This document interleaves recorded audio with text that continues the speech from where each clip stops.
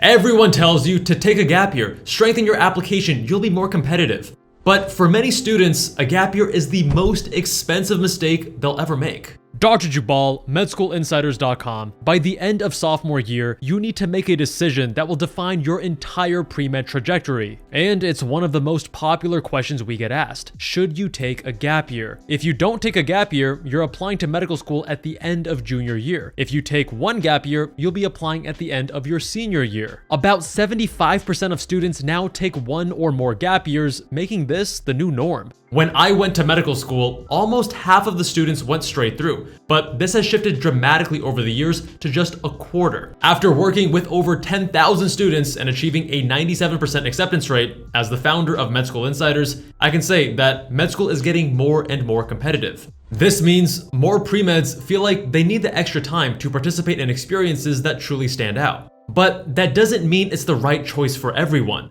I'll take you through the pros and cons of taking a gap year and illustrate how making the wrong decision has a profound impact on your career trajectory. By the end of this video, you'll know once and for all whether a gap year is right for you.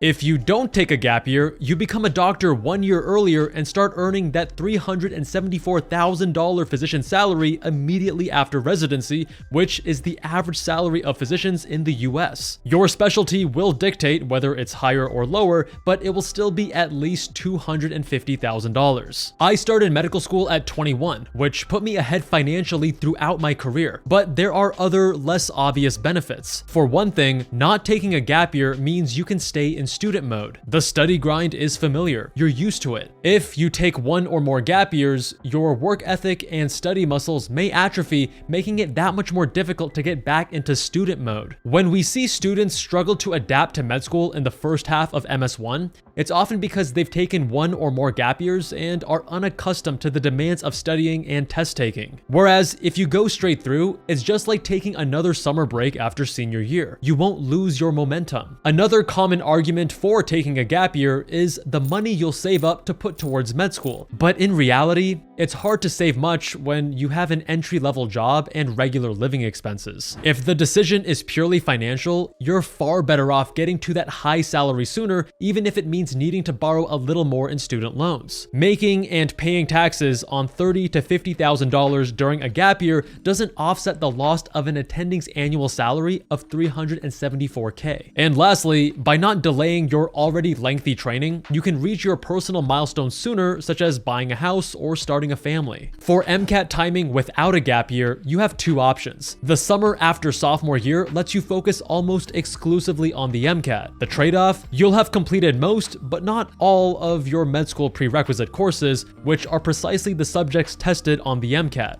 The insider tip here is to only go down this path if you're strong in science classes and can self-study the topics you haven't taken coursework on yet. I took the MCAT without having taken biochemistry as an example, but I knew I'd be fine since I was already doing well in my biology and chemistry coursework. Your alternative is the spring of junior year, which is a popular but compromised option. You're taking the MCAT while working on your med school application and managing regular coursework. The upside is that you'll have completed your prerequisites.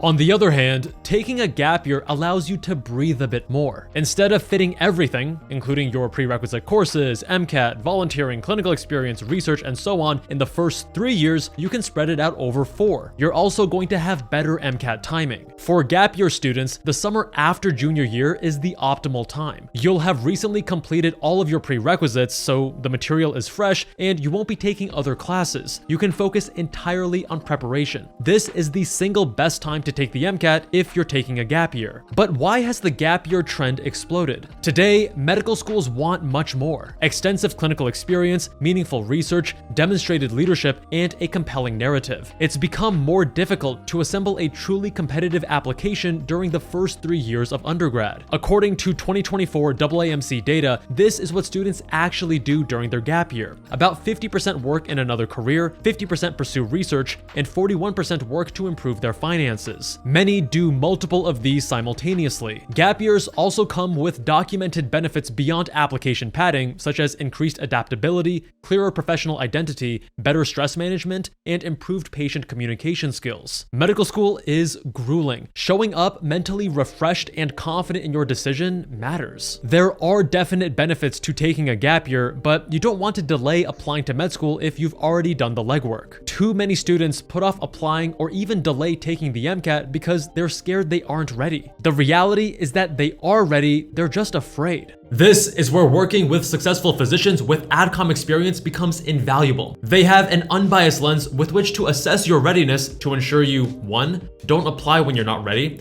This is extremely costly both financially and emotionally.